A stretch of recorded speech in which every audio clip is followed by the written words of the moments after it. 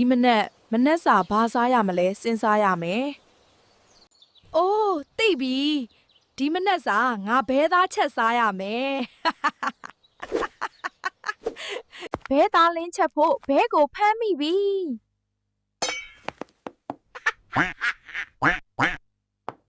။ဘသူဘဲလေးမှန်းတော့မသိဘူး။ငါအိမ်ယူသွားပြီဘဲသားဟင်းချက်စားမယ်။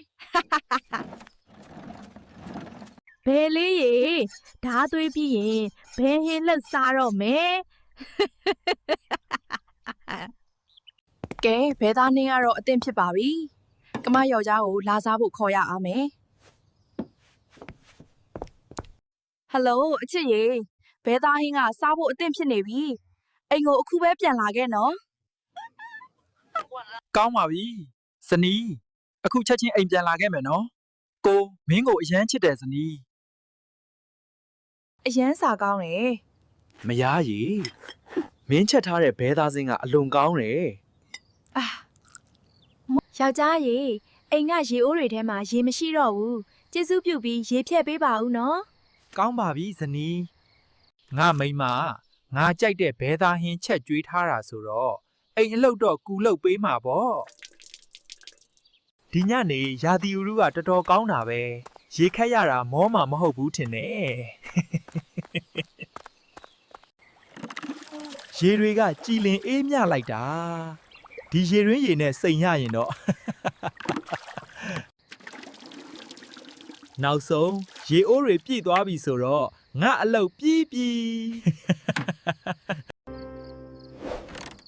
ရှစ်ကြားရေတိုးတွေရေဖြည့်ပြီးရင်အဝုတ်လျှောတာပါလုပ်ပေးပါသူ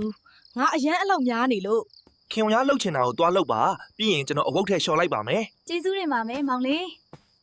ကျွန်တော်မိမသားကကျွန်တော်အကြိုက်ဆုံးဘဲကောစားဟင်းကိုတစ်ခါပဲချက်ပေးတယ်အခုကျတော့အိမ်လှုပ်တွေအကုန်လုံးကျွန်တော်ကိုပဲလှုပ်ခမ်းနေတယ်ကိုယ်တိုင်အဝက်လျှော်ရတာမိမလောက်တာထက်ဘလောက်ပင်ပန်းလဲဆိုတာအခုမှပဲနားလေတော့တယ်ယောက်ျားအဝတ်တွေလှမ်းပြီးရင်ညစာအတွက်ကြက်သားကင်ပေးပါဦးငါမှလှုပ်เสียရှိသေးတယ်ဟုတ်ကဲ့မယားငါမိမကိုမေးရင်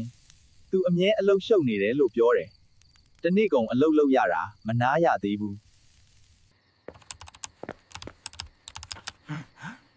အချစ်ရေညစာအတွက်ကြက်သားကင်လေးအစင်သင့်ဖြစ်ပြီနော်ယောက်ျားရေမိမပန်းကန်လေးဆေးပေးပါဦးကိုမအားသေးလို့ဟုတ်ကဲ့မိမအိုးမိမရဲ့သူအရန်ကြောက်စရာကောင်းတယ်ဘဲဟင်းတစ်ခါပဲချက်ကျွေးပြီးအိမ်မှုကိစ္စတွေအများကြီးခိုင်းတယ်ယောက်ျားပန်းကန်တွေဆေးပြီးရင်လက်ဘေးနဲ့နှိပ်ပေးပါလားအိုးရတာပေါ့မိမမယားကြီးကိုနှိပ်ပေးတဲ့လေပင်နှိပ်နေတာတက်တာရဲ့လားယောက်ျားရေရှင်ကလက်ဘေးနှိပ်နေတာတော်လိုက်တာ To be continued